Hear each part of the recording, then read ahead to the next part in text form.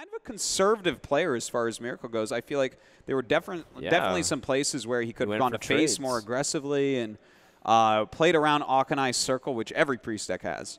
Yeah, I mean, that might end up biting him in the butt in other games, but in this game it worked out. But if he keeps doing this, you never know. Like, I've seen StrifeCro do plays like this in BlizzCon where he just didn't play around certain combinations. He was playing aggressive to take initiative.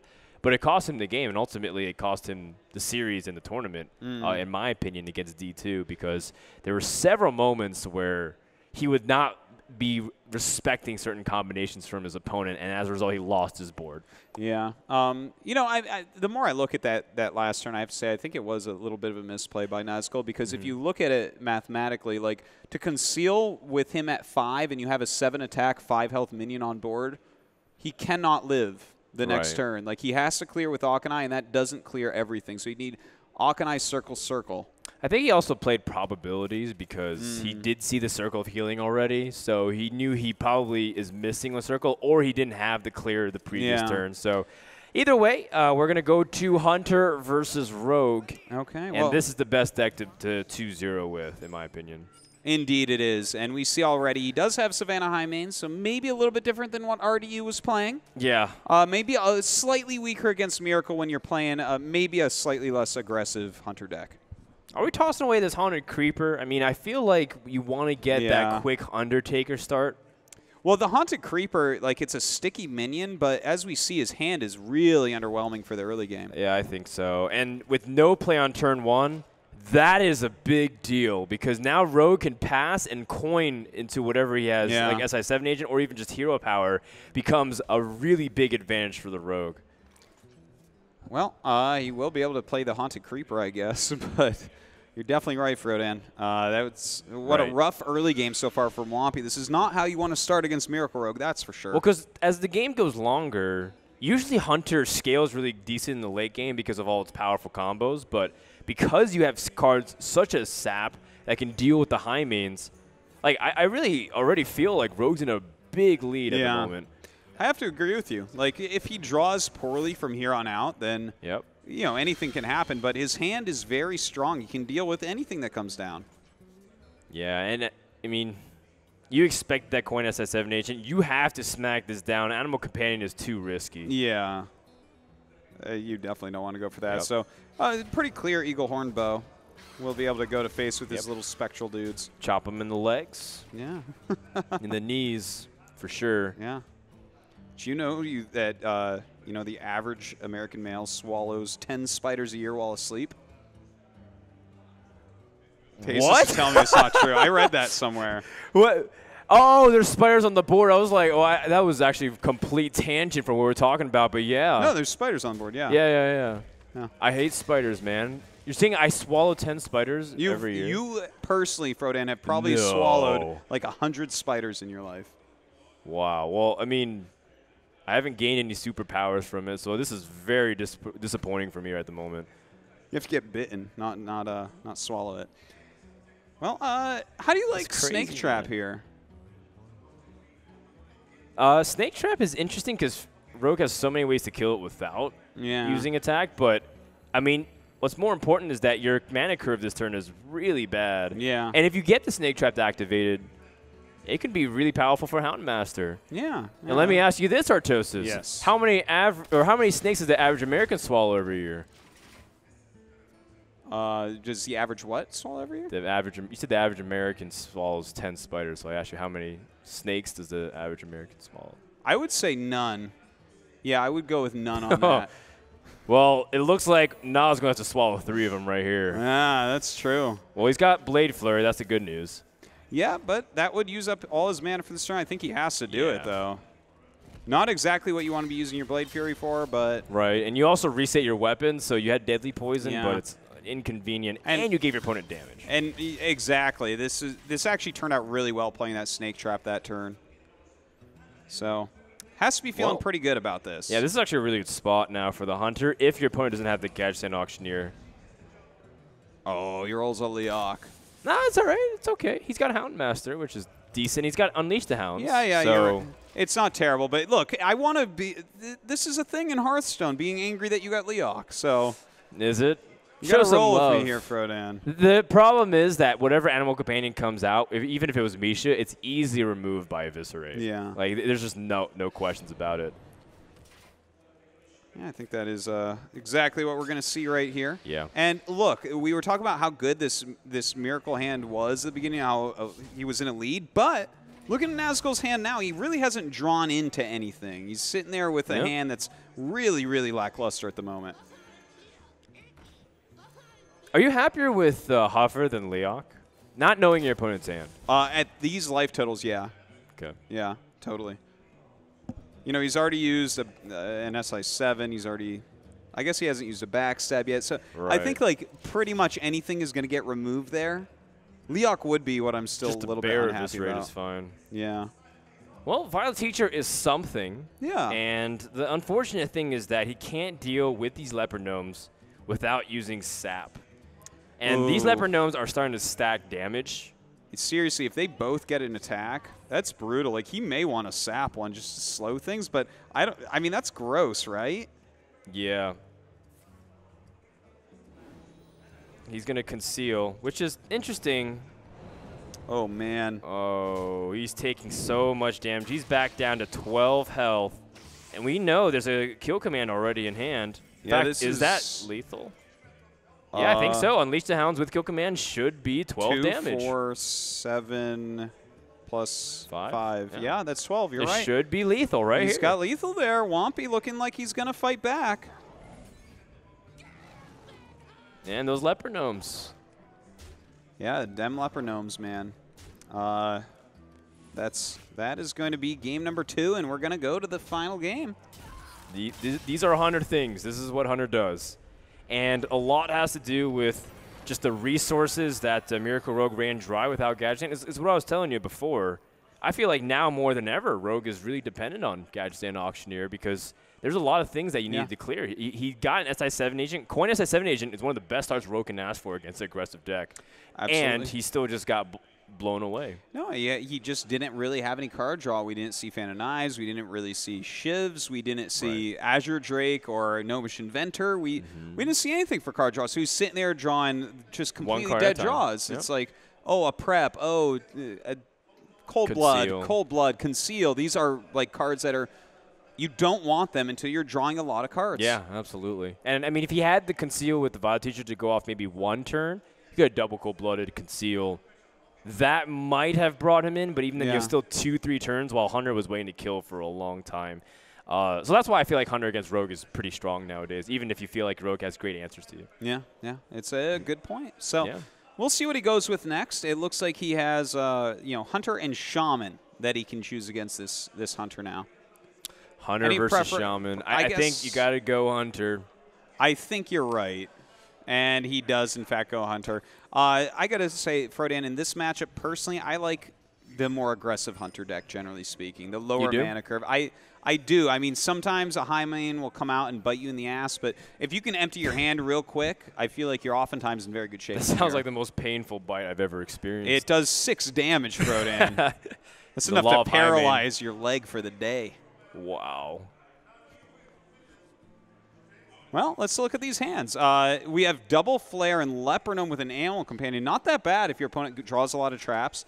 Looks like he wants to throw away this Flare and open with a more aggressive hand. I think I agree with this. I actually don't like keeping Flare. I think I value the curve too much. Yeah. You think that Flare might be really important based off the trap, but what's more important about Mad Scientist is getting the 2/2 body out early. Yes, so true. And if you look at his hand, it really paid off. I feel like Wompy has a big lead just on the opening hands. I think that might have costed Nazgul the game. Because just look at his opening hand. Like, he has to Flare, and then he's going to be 2 minions behind on board. In fact, he has 2 flares. Oh, he has a Leopard Gnome as well. Okay. Yeah. So if he didn't have this Leopard Gnome, he would have been in big trouble. But he needs to keep this coin for a turn 2 play with Animal Companion. Yeah. It is the fact. Definitely this Leopard Gnome going to be traded into. Right. And then do you like Haunted Creeper or Mad Scientist? Mad Scientist gets you the tempo, but you have Knife Juggler in hand. Yeah, it is true. It can be hard. I like Mad Scientist here, to be honest. It's hard to explain exactly, but like the 2 attack is what I'm really favoring here more than anything. Because what if your opponent plays something like a Knife Juggler? Then what? Well, then you play you play your Well, I own Knife guess you have Juggler and the you crash bow. it. Yeah, that's well. I mean, if you play Haunted Creeper, it's also acknowledging your opponent has a coin 3 mana card that might end up messing you up. But Mad Scientist, like I think, like you said, I think it's a little bit more versatile. Well, we'll see if that pays off for him. You think just straight an Eagle Horn Bow here? It seems like the only play available. You have to shut this Scientist down, and you have Flare. So yeah. You don't necessarily have to Flare next turn, but it depends on your draw, and you might have the ability to gain some tempo back and even card advantage. Well, we don't know what that secret is quite yet, but we will see. Yes. I love it. Plays the weapon. What does this tell us about the secret? Anything? No, unfortunately it doesn't. No.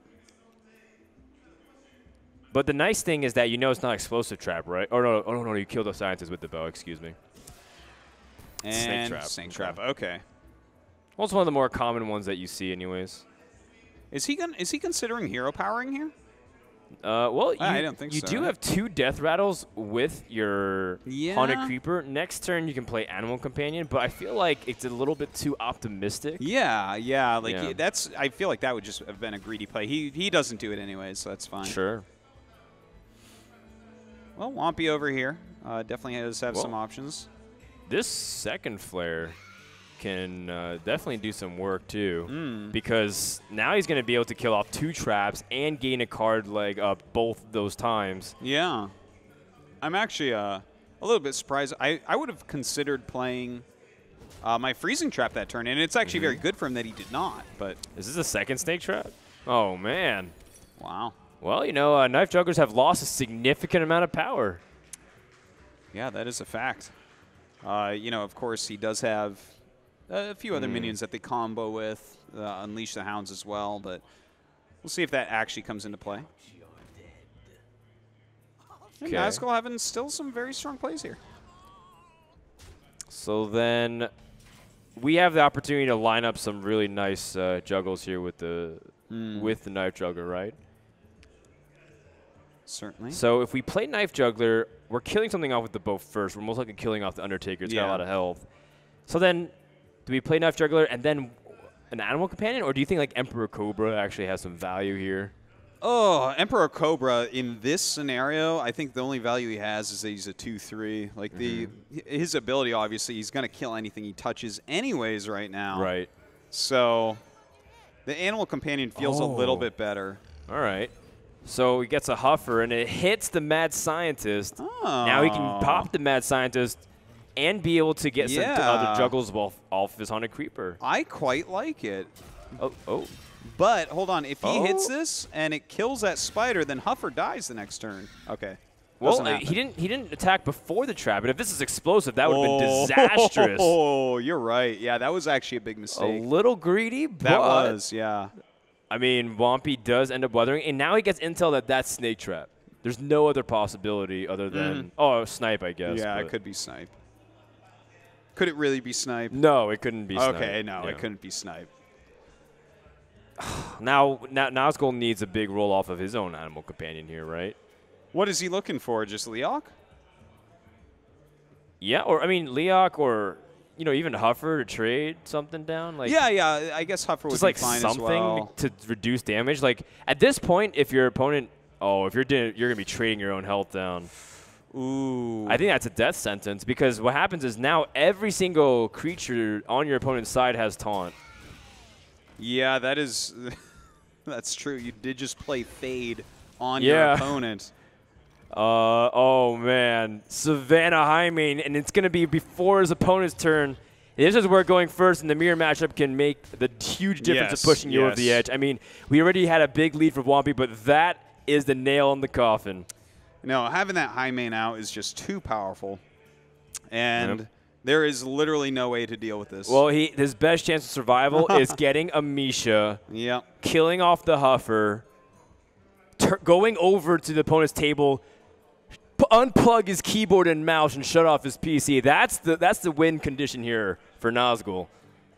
Well, I think, these are pretty nice PCs. I think he may be able to turn it back on and get back into the game before he loses and still win the game.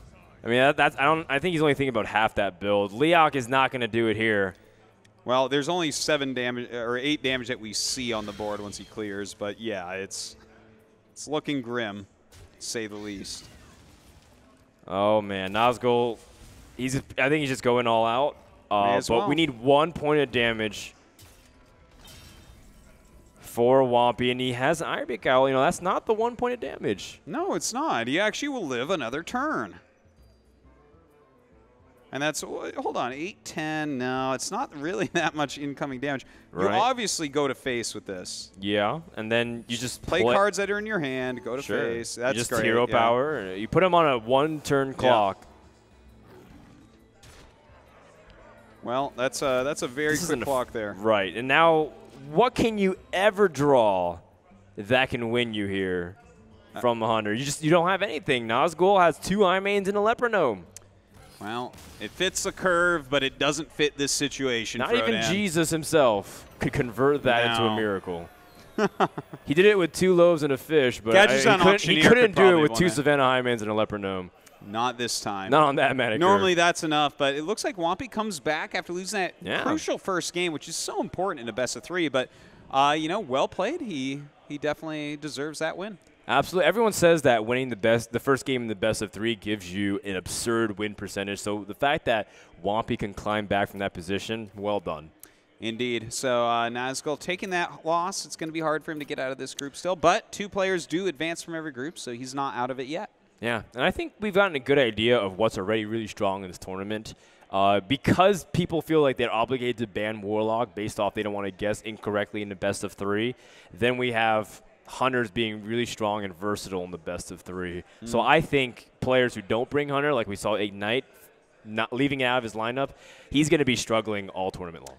Yeah, at least through this group stage. Let's not forget that they get to resubmit decks if they make it into the bracket, so that is definitely something that Ignite's going to have to take a look at.